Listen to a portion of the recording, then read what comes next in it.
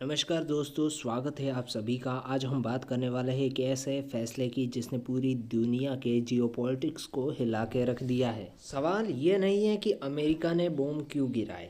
आज हम सवाल ये कर रहे हैं कि क्या दुनिया में अब युद्ध का दौर बदलकर बदले का दौर आ रहा है, क्योंकि जो हुआ है वो वॉर नहीं, वो रेवेंज है। अमेरिकी अधिकारियों ने साफ तौर पर कह दिया है कि ये जंग नहीं है, ये एक सजा है। अमेरिका के राष्ट्रपति और रक्षा मंत्री की ओर से साफ संदेश दिया गया है कि अगर दुनिया में कहीं भी अमेरिकी सैनिकों को निशाना बनाया गया तो जवाब सीमा में नहीं बंधा होगा, सीमा के अंदर घुसकर उसका बदला लिया जाएगा। क्योंकि एक ही रात में सीरिया के अंदर 70 अलग अलग ठिकानों पर एयर स्ट्राइक की गई। ये 70 टारगेट थे एक रात के, बिना किसी युद्ध की घोषणा के। सीरिया में फाइटर जेट कहां से आए? क्या अमेरिका से ये उड़कर आए? इसका जवाब नहीं, क्योंकि अमेरिका ने पूरी दुनिया को मिलिट्री कमांड में बांट रखा है। मिडिल ईस्ट का जो इलाका है वो पूरा यूएस सेंट के अंतर्गत आता है। सीरिया, इराक, जॉर्डन, खाड़ी देश सभी इसी कमांड के अंतर्गत आते हैं। इस हमले में अमेरिकी की एयरफोर्स के साथ साथ जॉर्डन की एयरफोर्स ने भी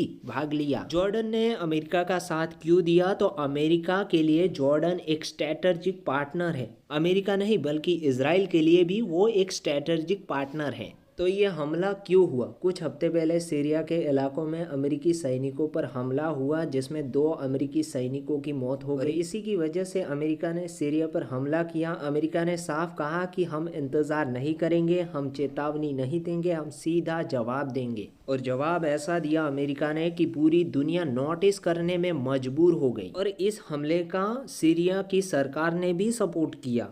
तो आखिर सीरिया में हमला हुआ है और सीरिया की सरकार ने क्यों अमेरिका को सपोर्ट दिया? सीरिया के नए राष्ट्रपति ने कहा कि हम इस ऑपरेशन का समर्थन करते हैं।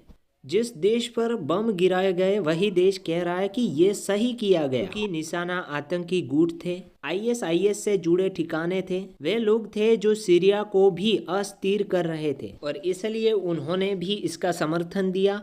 डिफेंस एक्सपर्ट कह रहे हैं कि ये डोनाल्ड ट्रंप की नई ग्लोबल सिक्योरिटी पॉलिसी है। इसका मतलब कोई अमेरिका का दोस्त है, कोई देश अमेरिका का दोस्त है और उसके अंदर ही आतंकी अमेरिकी हितों को नुकसान पहुंचाते हैं तो अमेरिकी सरकार उसकी तारीफ करेगा, डोनाल्ड ट्रंप उनकी तारीफ करेगा और आतंकियों को खत्म भी करेगा। बिना बॉर्डर देखे, बिना परमिशन मांगे वो अंदर हमला करके आएंगे, जैसे Osama bin Laden. Pakistan America का मेजर नॉन नाटो अलाय था, फिर भी यूएसए फोर्स अंदर गई, ऑपरेशन किया और वापस चली गई। बस यही मॉडल अपनाने की कोशिश कर रहे हैं डोनाल्ड ट्रंप। बाद में बयान आता है कि देश के नेता अच्छे हैं, सरकार हमारी दोस्त है, लेकिन खतरा था इसलिए हमने कार्रवाई की।